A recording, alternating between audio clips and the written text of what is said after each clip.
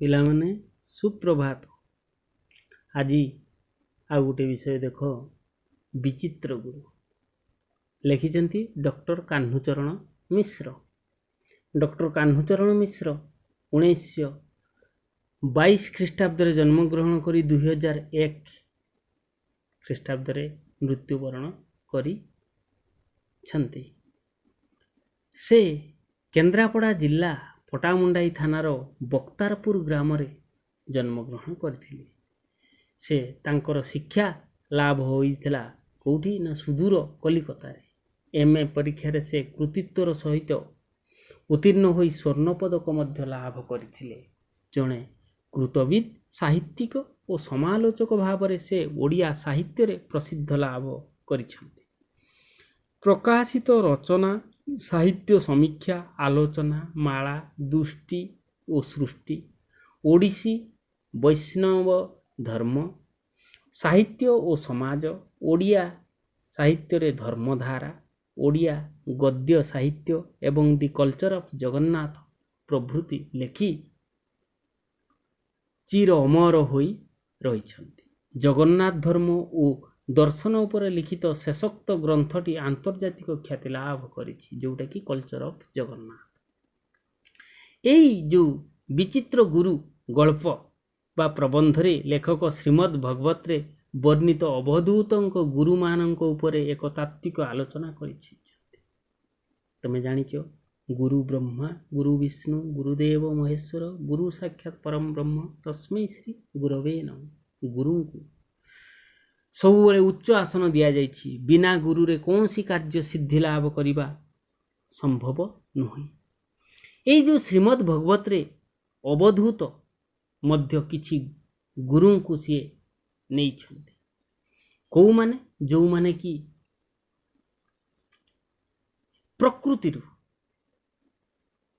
ପ୍ରକୃତିରେ ଯେଉଁମାନେ କି ଅଛନ୍ତି, ସେ ଭିତରେ ଦେଖିବା ଆଜି କାହାକୁ ସିଏ ନେଇଛନ୍ତି ନା ଆମର ଏଇ ପବିତ୍ର ଭାରତ ବହୁ ଋଷି, ମହର୍ଷି, ମୁନି, ମନୀଷୀ, ସାଧୁ, ସନ୍ଥଙ୍କର ଜନ୍ମଭୂମି। ସେମାନଙ୍କର କୀର୍ତ୍ତିକଳାପ ପ୍ରାଚୀନ ସଂସ୍କୃତ ସାହିତ୍ୟରେ ଲିପିବଦ୍ଧ ହୋଇ ରହିଛି। ସେମାନେ ନିଜ ଭିତରେ ବିଚିତ୍ର ସାଧନାରେ ପୃଥିବୀର ଅଶେଷ କଲ୍ୟାଣ ସମ୍ପାଦନା କରି ଇହଧାମରୁ ମଧ୍ୟ ବିଦାୟ ନେଇଛନ୍ତି। କିନ୍ତୁ ସେମାନଙ୍କର ସେଇ ଯେଉଁ ସାଧନା ଏବଂ ଆମ୍ଭମାନଙ୍କ ବିଷୟରେ ଆମ୍ଭମାନଙ୍କୁ ସେ ଯେଉଁ ସବୁ ମାର୍ଗ ଦେଖାଇ ଯାଇଛନ୍ତି, ସେ ପାଇଁ ଆମେ ତାଙ୍କୁ ମନେ ମଧ୍ୟ ଆମେ ରଖୁଛେ। ଆମର ସାଧାରଣ ଦୃଷ୍ଟିରେ ଯାହା ମୂଲ୍ୟହୀନ ବୋଲି ଜଣାଯାଇଥାଏ, ପ୍ରାଚୀନ ଭାରତର ଜଣେ ଜଣେ ସାଧକ ସେଥିରୁ ମହାମୂଲ୍ୟବାନ ସତ୍ୟ ସବୁ ଆବିଷ୍କାର କରିଛନ୍ତି। ଯେମିତି ଆମେ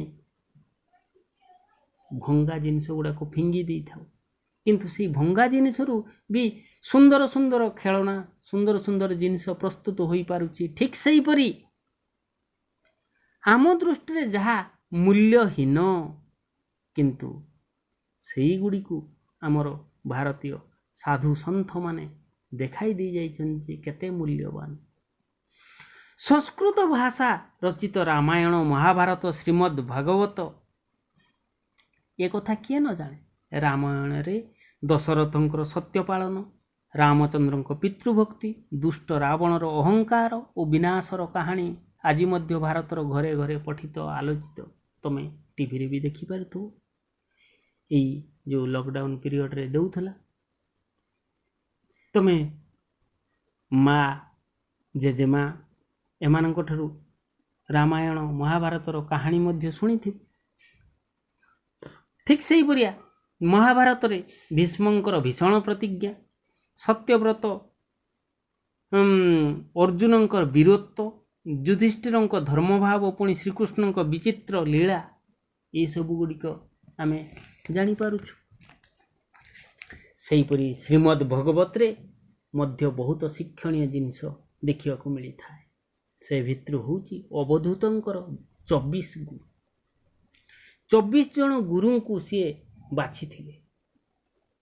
ସେମାନେ ଆମେ ଯେଉଁମାନଙ୍କ ଠାରୁ ବିଦ୍ୟା ଶିକ୍ଷା ଲାଭ କରୁ, ସେଇମାନଙ୍କୁ ହିଁ ଗୁରୁ ବୋଲି ଗ୍ରହଣ କରିଥାଉ। ଗୁରୁ ଆମର ଚିର ନମସ୍ୟ। ଆମ ଶରୀର, ଆମର ଶିକ୍ଷା, ଏସବୁର ଗଠନର ସହାୟକ। ଆମର ଚରିତ୍ର ଗଠନ କରିବାରେ ସେ ମୁଖ୍ୟ ଭୂମିକା ମଧ୍ୟ ଗ୍ରହଣ କରିଥାନ୍ତି। ଏବଂ ତାଙ୍କର ଏଇ ଯେଉଁ ଆଶୀର୍ବାଦରୁ ଆମେ ଜ୍ଞାନ ଆହରଣ କରିଥାଉ ଏବଂ ଅନ୍ଧକାରରୁ ଆଲୋକ ଆଡ଼କୁ ଆଗେଇ ଆସିଥାଉ। କିନ୍ତୁ ଅବଧୂତଙ୍କର 24 ଗୁରୁ ମଧ୍ୟରୁ କେହି ଜଣେ ହେଲେ ଉଚ୍ଚ ଶାସ୍ତ୍ରରେ ସୁପଣ୍ଡିତ ନଥିଲେ। ମାନେ ତମେ ଭାବୁଥିବ ଯେ ଗୁରୁ ନିଶ୍ଚିତ ଜଣେ ପଣ୍ଡିତ, ଜ୍ଞାନୀ, କିନ୍ତୁ ଏଇ ଅବଧୂତଙ୍କର 24 ଗୁରୁ କେହି ଜଣେ ବି ଜ୍ଞାନୀ ଗୁଣୀ ନଥିଲେ। ଏମାନେ ଥିଲେ କିପରି? ନା ସେ କଥା ଆମେ ପରେ ଦେଖିବା। ନା ଅବଧୂତ ନିଜର ଅସାଧାରଣ ଜ୍ଞାନ ଓ ଶ୍ରଦ୍ଧା ବଳରେ ସେଇମାନଙ୍କ ଠାରୁ ବିଭିନ୍ନ ପ୍ରକାରର ଆଦର୍ଶ ଓ ମହତ୍ ଗୁଣକୁ ଶିକ୍ଷା କରିପାରିଥିଲେ। କୋଉ 24 ଗୁରୁ? ନା ପ୍ରକୃତିର ଏ 24 ଗୁରୁ ଥିଲେ।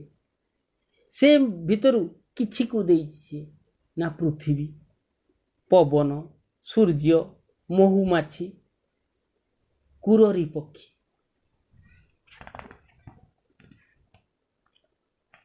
ଏଇମାନଙ୍କୁ ସେ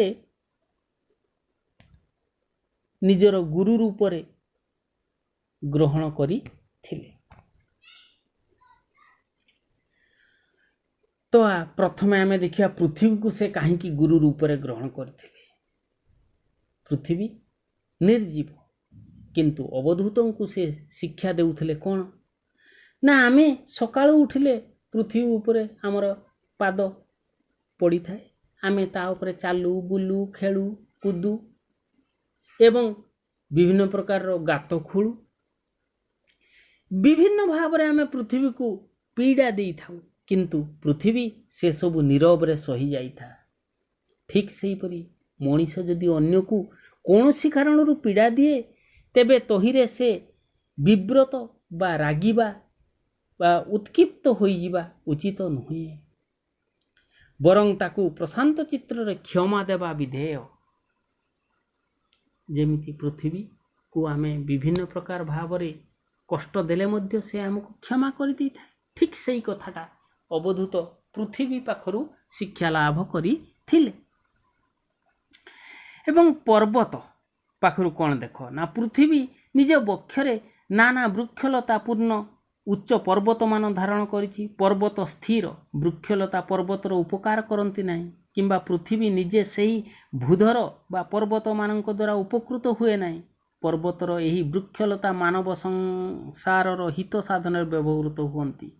ମାନବର କଲ୍ୟାଣରେ ଆଶ୍ରିତ ବୃକ୍ଷଲତାଙ୍କୁ ନିୟୋଜିତ କରିବାରେ ପର୍ବତର କେବେ ମାତ୍ର କୁଣ୍ଠାବୋଧ କରି ନଥାଏ। ଅବଧୂତଙ୍କ ମଧ୍ୟରେ ପୃଥିବୀ କେବଳ ଅନ୍ୟମାନଙ୍କର ହିତ ପାଇଁ ନିଜର ସମସ୍ତ ଶକ୍ତି ବ୍ୟୟ କରୁଛି। ଅନ୍ୟମାନଙ୍କର ଉପକାରରେ ସେହି ଶକ୍ତି ବିନିଯୋଗ ହେବା ଉଚିତ।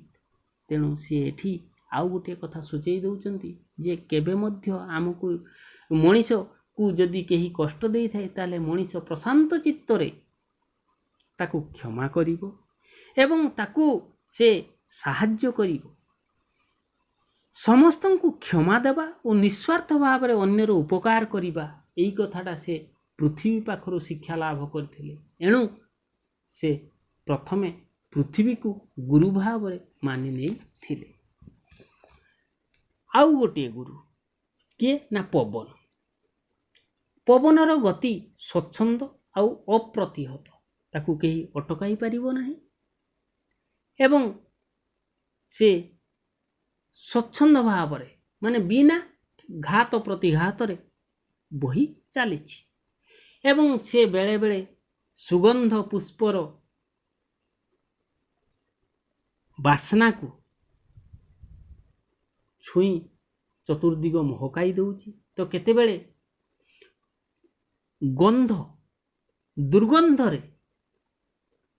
ଦୁର୍ଗନ୍ଧକୁ ନେଇ ଚାରିଆଡ଼ ମହକାଇ ଦେଉଛି। କେତେବେଳେ ସେ ସୁଗନ୍ଧର ଜନମନକୁ ହରଣ କରି ନେଉଛି ତ କେତେବେଳେ ଦୁର୍ଗନ୍ଧ ବହନ କରି ଲୋକମାନଙ୍କର ଘୃଣା ଭାବ ଜାତ ହେଉଛି। କିନ୍ତୁ ସୁଗନ୍ଧ ବା ଦୁର୍ଗନ୍ଧ କୌଣସି ଗୋଟିଏ ଗୁଣ ବହୁକାଳ ଧରି ପବନକୁ ଧରି ରଖିପାରେ ନାହିଁ ବା ପ୍ରଭାବିତ କରିପାରେ ନାହିଁ। ସଂସ୍ପର୍ଶର କିଛି କ୍ଷଣ ପରେ ପବନ ନିଜର ସ୍ୱାଭାବିକ ସ୍ୱଚ୍ଛନ୍ଦ ଆଉ ନିର୍ମଳତା ପ୍ରକାଶ କରିଥାଏ। ଠିକ୍ ସେହିପରି ମାନବ ସଂସାରରେ ଯେତେବେଳେ ବିଚରଣ କରେ ସେତେବେଳେ ବିଭିନ୍ନ ପଦାର୍ଥର ସଂସ୍ପର୍ଶରେ ଆସିଥାଏ। କେତେବେଳେ ଉଚ୍ଚ ଉଦାର ତ କେତେବେଳେ ନୀଚ ଓ ହୀନ ବ୍ୟକ୍ତିଙ୍କର ସଂସର୍ଗରେ ଆସିଥାଏ। କିନ୍ତୁ ଯେଉଁଠାରେ ସେ ତାହା ଯାହା ଶ୍ରବଣ କରୁନା କାହିଁକି ତହିଁରେ ସେ ନିଜର ନିଜତ୍ୱକୁ ହରାଇବା ଉଚିତ ନୁହେଁଥାଏ। ଏଇ କଥା ସେ ପବନ ଠାରୁ ଶିକ୍ଷା ଲାଭ କରିଥିଲେ ଯେ କ'ଣ ନା ଯେଉଁଠି ଜ୍ଞାନୀ ଗୁଣୀ ଲୋକମାନଙ୍କ ସହିତ ତମେ ମିଶୁଛ ବା ଯେଉଁଠି ହୀନ କ୍ରୂର ଲୋକମାନଙ୍କ ସହିତ ତମେ ମିଶୁଛ ସେଠି ତମେ କ'ଣ ଯାହା ବି କିଛି ଶୁଣୁଛ ସେମାନଙ୍କ ପାଖରୁ ସେ ଭିତରେ ନିଜର ବିବେକକୁ ତମେ ନଷ୍ଟ କରିଦିଅ, ନିଜ ବିବେକ ଅନୁଯାୟୀ କାର୍ଯ୍ୟ କର। ଏଇ କଥାଟା ପବନ ଠାରୁ ଶିକ୍ଷା ଲାଭ କରିଥିବାରୁ ସେ ପବନକୁ ମଧ୍ୟ ଗୁରୁ ଭାବରେ ଗ୍ରହଣ କରିଥିଲେ। ତାପରେ ସୂର୍ଯ୍ୟ, ଅବଧୂତଙ୍କର ଗୁରୁ ମଧ୍ୟରେ ଏଇ ସୂର୍ଯ୍ୟ ଥିଲେ ଅନ୍ୟତମ। ନା ସୂର୍ଯ୍ୟଙ୍କ ଠାରୁ ନୀତି ଶିକ୍ଷା ଲାଭ କରି ତାକୁ ମଧ୍ୟ ସେ ଗୁରୁ ଭାବରେ ଗ୍ରହଣ କରିଥିଲେ। ସୂର୍ଯ୍ୟ ସକଳ ଶକ୍ତିର ଆଧାର। ସୂର୍ଯ୍ୟ ନଥିଲେ ପୃଥିବୀର ଜଳରାଶି ଆକାଶକୁ ଉଠି ନଥାନ୍ତା ବା ମେଘ ସୃଷ୍ଟି ହୋଇନଥାନ୍ତା, ବୃଷ୍ଟି ବି ହୋଇନଥାନ୍ତା। ବୃଷ୍ଟି ନହେଲେ ପୃଥିବୀରେ ବୃକ୍ଷଲତା ଜନ୍ମିବା ବି ଅସମ୍ଭବ ହୋଇପଡ଼ିଥାନ୍ତା। ତେଣୁ ଏଇ ପୃଥିବୀ ପୁରା ବଡ଼ ମରୁଭୂମିରେ ପାଲଟି ଯାଇଥାନ୍ତା। ଏହିପରି ଏକ ରୁକ୍ଷ ମରୁଭୂମିରେ ପ୍ରାଣର ସଞ୍ଚାର କରିବା ପାଇଁ ସୂର୍ଯ୍ୟଙ୍କର ଅବସ୍ଥିତି କେତେ ମହାନ ବା କେତେ ବଡ଼ ତାହା ତୁମେ ମଧ୍ୟ କଳ୍ପନା କରିପାରୁଛ। ତ ସୂର୍ଯ୍ୟ ନିଜର କିରଣ ସାହାଯ୍ୟରେ ଯେଉଁ ଜଳକୁ ଶୋଷି ନେଇଥାନ୍ତି ତାହାକୁ ବର୍ଷା ରୂପରେ ପୃଥିବୀକୁ ଫେରାଇ ଦିଅନ୍ତି ଏବଂ ସେ କେବେ ସେଇ ଜଳକୁ ଦରକାର କରିଥାନ୍ତି ନା ଆଜି ମୋ ଦେହ ପୁରା ଗରମ ହେଇଗଲା, ମୁଁ ଏ ଜଳ ନେଉଛି ପୃଥିବୀକୁ ଛାଡ଼ିନି, ମୁଁ ନିଜେ ଥଣ୍ଡା ହେବି। ଏ କଥା କେବେ ସୂର୍ଯ୍ୟ କହିଛନ୍ତି? ନା, କେବେ ନୁହଁ। ତେଣୁ ଠିକ୍ ସେହିପରି ଆମେ ବି କ'ଣ କରିବା ଦରକାର ନା ମଣିଷ କ'ଣ କରିବା ଦରକାର ନା ଯେଉଁ ଶକ୍ତି ଅଛି, ଯାହାର ଯେଉଁ ଶକ୍ତି ଅଛି ତାହା ବିଶ୍ୱ କଲ୍ୟାଣରେ ବିନିଯୋଗ କରିବା ଉଚିତ। ତ ଆମେ ସୂର୍ଯ୍ୟଙ୍କ ଠାରୁ ମଧ୍ୟ ଏଇ କଥା ଶିକ୍ଷା ଲାଭ କରୁଛେ ଯେ କ'ଣ ନା ଆମ ପାଖରେ ଯତ୍କିଞ୍ଚିତ ଶକ୍ତି ଅଛି ତାହାକୁ ଆମେ ଏ ପୃଥିବୀର କଲ୍ୟାଣରେ ବିନିଯୋଗ କରିବା ଉଚିତ। ଏବଂ ଆକାଶରେ ଯେଉଁ ଆମେ ସୂର୍ଯ୍ୟକୁ ଦେଖୁଛୁ ତାର ପ୍ରତିବିମ୍ବ ବିଭିନ୍ନ ଜଳାଶୟ ଓ ଜଳପାତ୍ରରେ ପଡ଼ିଥାଏ। କୂପ, ପୁଷ୍କରିଣୀ, ନଦୀ, ହ୍ରଦ, ସାଗର, ଦିନବେଳା ସୂର୍ଯ୍ୟଙ୍କର ପ୍ରତିବିମ୍ବ ଏହି ସମସ୍ତ ଜଳଧାରରେ ଦେଖିବାକୁ ମିଳେ। ମନେ ହୁଏ ଯେପରିକି ଆକାଶରେ ବହୁ ସୂର୍ଯ୍ୟ ଅଛନ୍ତି କିନ୍ତୁ ପ୍ରତ୍ୟେକ ପ୍ରତିବିମ୍ବ ଲାଗି ଗୋଟିଏ ଗୋଟିଏ ସ୍ୱତନ୍ତ୍ର ସୂର୍ଯ୍ୟ ନଥାଏ। ସୂର୍ଯ୍ୟ ଗୋଟିଏ, କିନ୍ତୁ ଜଳଧାରରେ ଯେତେ ପ୍ରତିବିମ୍ବ ଦେଖାଯାଏ ସେ ସମସ୍ତ ମୂଳରେ ଏକମାତ୍ର ସୂର୍ଯ୍ୟ ହିଁ ବିଦ୍ୟମାନ ଏବଂ ସୂର୍ଯ୍ୟଙ୍କ ପାଇଁ ଆମର ଦିନ ଓ ରାତି ହୋଇଥାଏ। ଅବଧୂତ ସୂର୍ଯ୍ୟଙ୍କ ଠାରୁ ଶିକ୍ଷା ଲାଭ କଲେ ଯେ ସଂସାରରେ ମାନବ, ପଶୁ, ପକ୍ଷୀ, କୀଟ, ପତଙ୍ଗ ପ୍ରଭୃତି ବିଭିନ୍ନ ପ୍ରକାରର ଯେତେ ବି ପ୍ରାଣୀ ଅଛନ୍ତି ସମସ୍ତଙ୍କ ହୃଦୟରେ ଏକ ଆତ୍ମା ରହିଛି। ଅଥଚ ଆମେ ପ୍ରତିଦିନ ପରସ୍ପରକୁ ଘୃଣା ଚକ୍ଷୁରେ ଦେଖୁଛୁ, ଶତ୍ରୁତା ବି ସେମାନଙ୍କ ସହିତ କରୁଛୁ। ସମସ୍ତ ଅନ୍ତରରେ ସେଇ ଏକମାତ୍ର ଆତ୍ମା ବିରାଜିତ, ମାନେ ତମ ପାଖରେ ବି ଯେଉଁ ଆତ୍ମା ତା ପାଖରେ ବି ସେଇ ଆତ୍ମା, କିନ୍ତୁ ଆମେ ପରସ୍ପର ଭିତରେ ସର୍ବଦା କଳହ ଅଶାନ୍ତି ଭିତରେ ଗତି କରୁଛୁ। ତେବେ ଶତ୍ରୁ ପାଇଁ ଆଉ ଅଲଗା କ'ଣ ରହିଲା? ପୃଥିବୀ ପୃଷ୍ଠରେ ଯିଏ ଯେଉଁଠି ଥାଉ ନା କାହିଁକି ସମସ୍ତେ ଆମର ବନ୍ଧୁ, ଆତ୍ମୀୟ ସ୍ୱଜନ ଓ ଅନ୍ତରଙ୍ଗ ମିତ୍ର। ବାସ୍ତବରେ ସୂର୍ଯ୍ୟ ଅବଧୂତଙ୍କର ଜ୍ଞାନ ଚକ୍ଷୁ ଖୋଲି ଦେଇଥିଲେ। ସେଥିପାଇଁ ଆମ୍ଭଙ୍କୁ ମଧ୍ୟ ଏ ବିଶ୍ୱ ପ୍ରେମ ବିଶ୍ୱ ଭ୍ରାତୃତ୍ୱ ଶିକ୍ଷା ଦେଇ ବିଶ୍ୱ ଶାନ୍ତି ଓ ବିଶ୍ୱ ମୈତ୍ରୀ ପ୍ରତିଷ୍ଠାର କରିବାରେ ସେ ଆମକୁ ବାଟ ଦେଖାଇ ଦେଇଛନ୍ତି। କିଏ ନା ସୂର୍ଯ୍ୟ। ଯେମିତି ବସୁଧୈବ କୁଟୁମ୍ବକ, ସାରା ବସୁଧା ଆମର କୁଟୁମ୍ବ ବା ପରିବାର, ସମସ୍ତେ ଆମର ଭାଇ ଭଉଣୀ। ତେଣୁ ଆମେ ପରସ୍ପର ସହିତ କଳହ କରିବା ଉଚିତ ନୁହେଁ। ଠିକ୍ ତତ୍ପରେ ଅବଧୂତଙ୍କର ପୃଥିବୀ ସୂର୍ଯ୍ୟ ପବନ ପରେ ଆଉ ଜଣେ ଗୁରୁ ହେଉଛନ୍ତି କିଏ ନା ସବୁଠୁ ଛୋଟିଆ ଜୀବ ଗୋଟେ ମହୁମାଛି। ତମେ ମହୁମାଛି ଦେଖିଥିବ। ମହୁମାଛି କଠିନ ପରିଶ୍ରମ କରି ଫୁଲରୁ ଫୁଲକୁ ଉଡ଼ି ମହୁ ସଂଗ୍ରହ କରିଥାଏ ଏବଂ ମହୁମାଛିର ଶ୍ରମରେ ଫେଣାରେ ମହୁ ସଂଗୃହୀତ ହୋଇଥାଏ। ଆମେ ମହୁ ଫେଣା ଭାଙ୍ଗି ମହୁକୁ ସଂଗ୍ରହ କରି ଆଣୁ, କିନ୍ତୁ ଏଥିପାଇଁ ଆମକୁ ଅଳ୍ପ ପରିଶ୍ରମ କରିବାକୁ ପଡ଼ିଥାଏ। ଏଠି ସେ କହୁଛନ୍ତି କ'ଣ ନା ଦେଖ ନା ମହୁମାଛିର ଦୁର୍ଦ୍ଦଶା ଅବଧୂତଙ୍କୁ ଏକ ଉପଦେଶ ଦେଇଛି। କଠୋର ପରିଶ୍ରମ କରି ଧନ ଉପାର୍ଜନ କରୁଛନ୍ତି, କିନ୍ତୁ ସେ ଧନକୁ ନିଜେ ଭୋଗ କରିପାରୁନାହିଁ। କିଏ ନା ମହୁମାଛି। ମହୁମାଛି ଯେତେ ବି ସବୁ କାର୍ଯ୍ୟ କରୁଛି, କଠିନ ପରିଶ୍ରମ କରି ଆମ ପାଇଁ ମହୁ ସେ ସଂଗ୍ରହ କରି ରଖୁଛି, ନିଜେ କେବେ ହେଲେ ବି ତାହା ସ୍ପର୍ଶ ମଧ୍ୟ କରୁନାହିଁ। ତେଣୁ ସେଠୁ ସେ ଶିଖିଲେ କ'ଣ ନା ଜୀବନରେ ଆମେ ଯେତେ ବି ଧନ ରୋଜଗାର କରୁଛେ ତାହା ନିଜ ପାଇଁ ହିଁ ଆମେ ରୋଜଗାର କରୁଛେ, କିନ୍ତୁ ସେଇ ଉପାର୍ଜନରୁ କିଛି ଅନ୍ୟର ମଙ୍ଗଳରେ ମଧ୍ୟ ଖର୍ଚ୍ଚ କରିବା ଉଚିତ। ଏଇ କଥାଟା ସେ ମହୁମାଛିଠାରୁ ଶିଖିଥିଲେ। କୁରରୀ ପକ୍ଷୀ ମଧ୍ୟ ଅବଧୂତଙ୍କର ଗୋଟେ ଗୁରୁ। କୁରରୀ ହେଉଛି ମାଂସାଶୀ ପକ୍ଷୀ।